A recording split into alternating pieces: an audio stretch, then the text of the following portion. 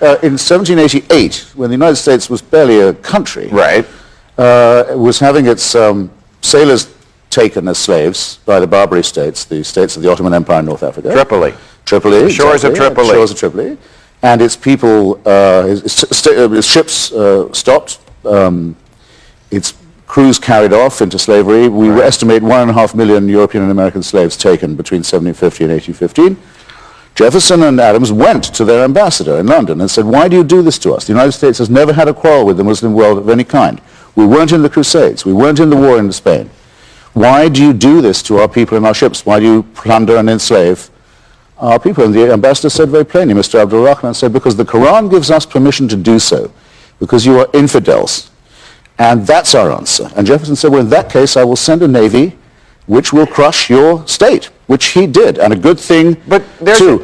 Islamic fundamentalism is not created by American democracy.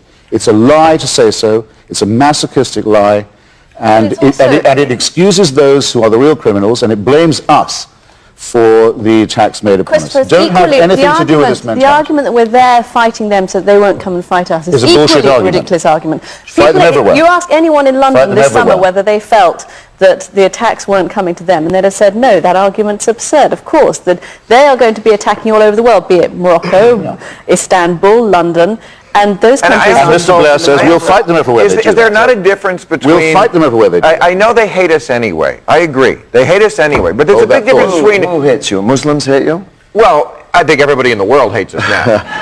Well, it's not just... This is the point, Bill, that 10,000 new bin Ladens have been created by the policy that your country has adopted. What kind of Ladens? Bin Ladens. Oh, bin Ladens. 10,000 new bin Ladens have been created because of the policy that has been followed. And this is the biggest test of a policy. Has it made things better or made things worse? And my belief is that Muslims are not angry with us because of who or what we are, but because of what we do. They're angry with us because of our support for Sharon's Israel, principally. Do you know that every one of those settlers in the Gaza Strip got $250,000 to leave land they should never have been on in the first place, and you paid for it? Well, I would argue with you about that.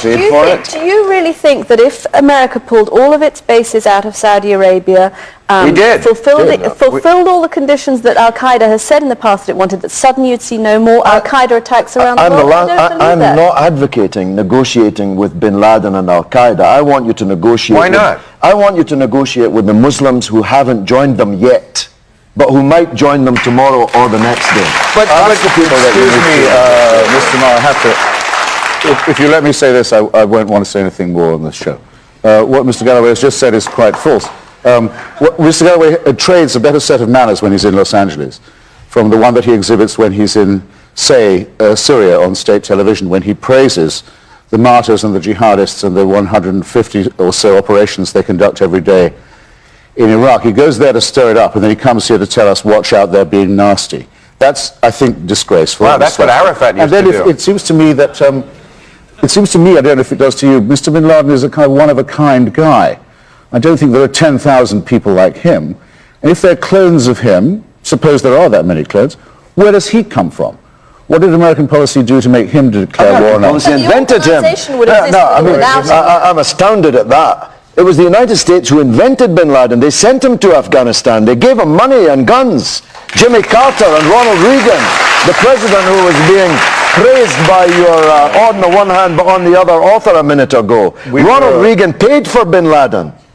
He's the one who sent him to Afghanistan. You've made this Frankenstein monster of Islamist fundamentalism. Now you want to punish the Afghans for a guy that you sent them.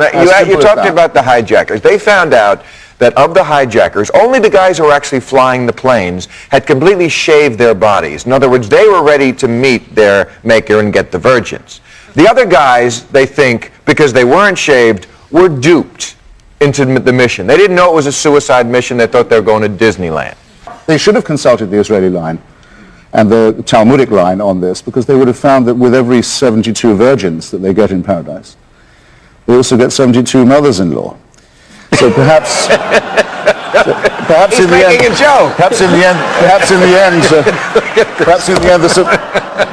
the end, your worry about them running out of suicide murderers will be justified. Fish need water in which to swim.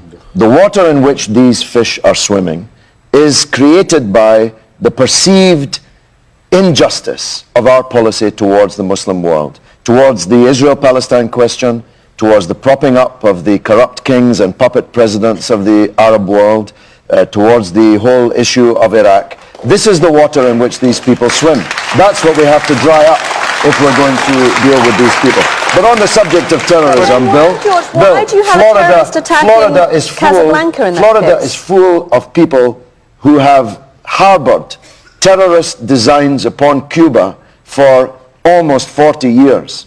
And nobody's kicking them out of Florida. In fact, they're part and parcel of the Republican Party machine in Florida that keeps Jeb Bush, the president's brother, in power. Absolutely. What could be more clever than that? And, and of course, in Afghanistan, we've only, by creating a free country which has regular elections, we've only made Muslims angry at us. And by helping East Timor to become independent of a Muslim dictatorship in Indonesia, we've obviously upset Muslim fanatics. And this is nonsense. And by helping the Israelis to evacuate Gaza, we've brought Muslim wealth upon us. By the president saying that Islam is a religion of peace, he's incited war.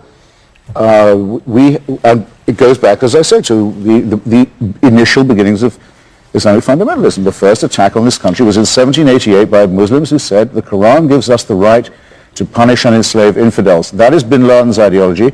Bin Laden wants the restoration of the caliphate. What do you think? The caliphate is an empire. He's pro-empire, not anti-imperialist. What do you think they think when half the people in the world, all the female half, are slaves already?